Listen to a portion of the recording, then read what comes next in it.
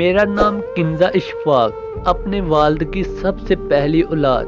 लोग दुआएं मांगते हैं कि इनकी पहली औलाद बेटा हो जो इनके बुढ़ापे का सहारा बने।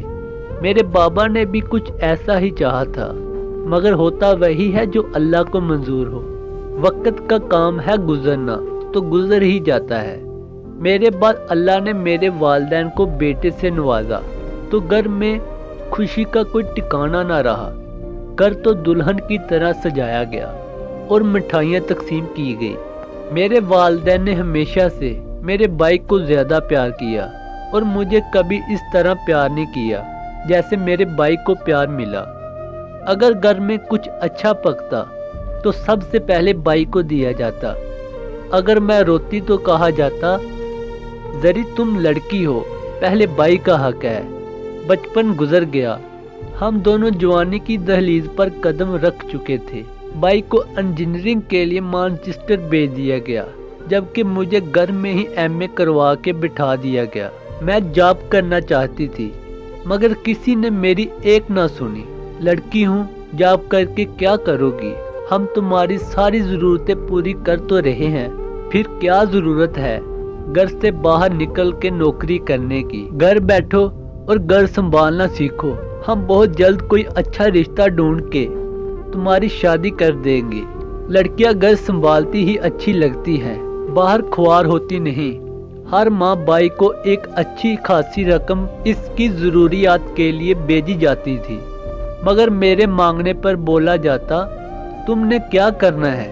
एक मर्तबा भाई का फ़ोन आया, इसे बहुत बड़ी रकम की ज़रूरत थी। बाबा ने कर्ज लेके भाई को रकम भेज दी।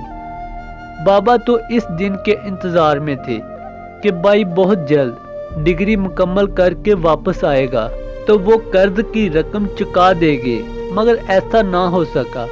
भाई ने बजाय वापस आने के इधर ही किसी लड़की से शादी कर ली और इधर ही रहने लगे।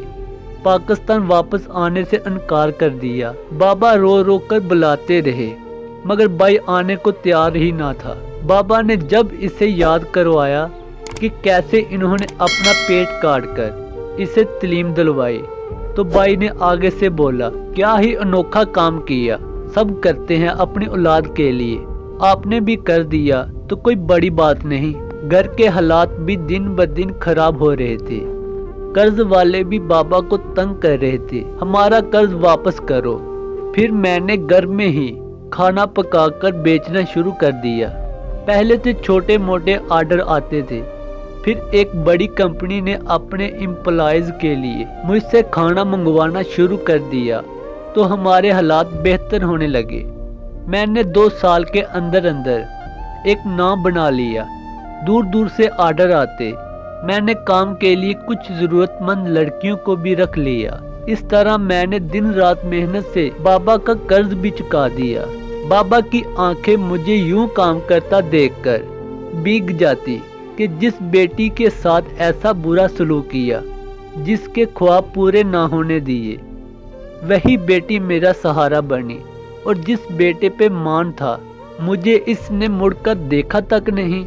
आज मैं एक बहुत बड़ा होटल चलाती हूँ। मैंने गलबर्ग में एक घर भी बना लिया था, जिसमें मैं अपने शोहर और वालिद के साथ रहती हूँ, क्योंकि 1 साल पहले ही मैंने बाबा के कहने पे शादी कर ली थी। मेरे भाई का एक मरतबा फोन आया, कहता बहुत मुश्किल हालात है, पैसे की जरूरत है, बेच दें। मगर बाबा ने साफ मना कर दिया कि मेरी बेटी के पैसे हराम के नहीं, खुद कमाओ और खाओ, उनसे कोई उम्मीद न रखना। हमारे माशरे में लोगों को ये सीखने की जरूरत है कि सिर्फ बेटे ही नहीं, बेटियां भी वालिदैन का सहारा बन सकती हैं। अपनी औलाद में इस वजह से फर्क ना करें कि लड़का है तो जरूर वो आपका सहारा बनेगा और काम करेगा। बेटी भी ये सब कर सकती है। जरूरत इस बात की है कि इन पे भी एतमाद किया जाए, इनको भी मौका दिया जाए, लड़कियों को कम ना समझा जाए। दोस्तों, अगर कहानी अच्छी लगी हो तो इसे आगे लाजमी ज़रूर शेयर किया करें, ताकि आपकी वजह से किसी इंसान को सबक हासिल हो।